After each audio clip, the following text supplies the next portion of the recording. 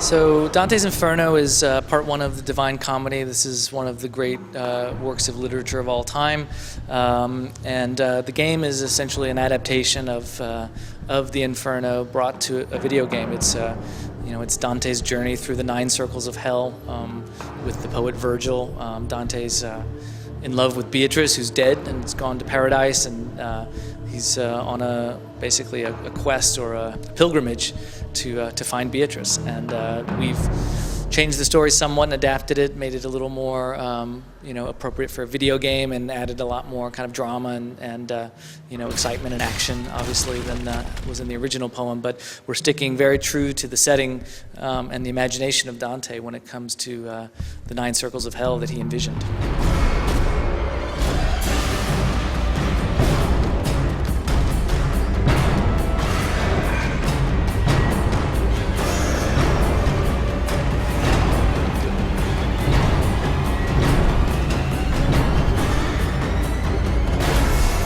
The main thing that we can say is that we expect this hero to be very much an anti-hero. His past is full of bad choices and in some cases crimes and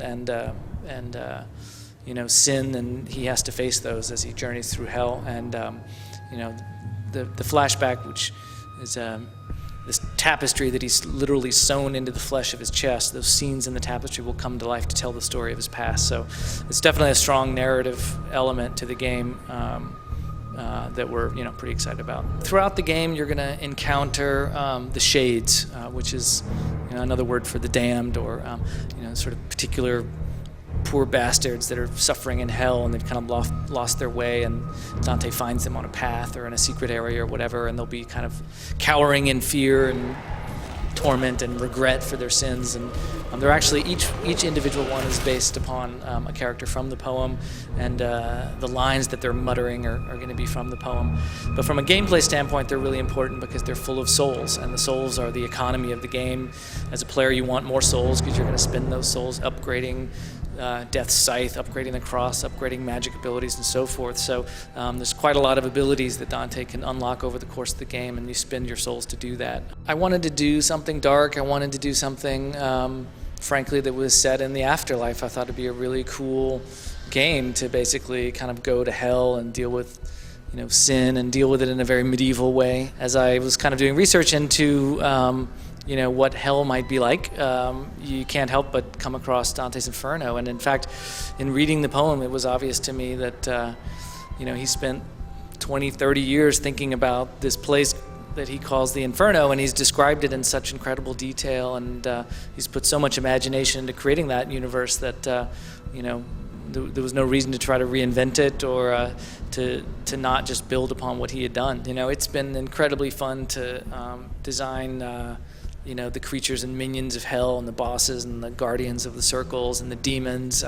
It's just such a rich and very sort of dark and complex mythology, and so we've had a ton of fun with that, working with some incredible artists.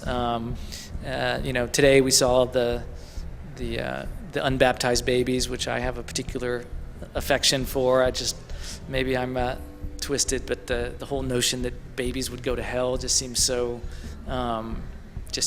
weird to me, and so kind of twisted that people would believe that, and kind of horrible. So but that's very much part of that tradition that Dante is writing in, is that some babies do go to hell, and so we sort of made demon babies, and it's dealing with the kind of medieval Christian mythos, and those themes and those locations from that medieval mindset in a way that nobody else has really done before. And we're going to kind of go to hell in a way that hasn't been done before, and we think that's a powerful fantasy for people. What would hell be like, and let's go there and find out. So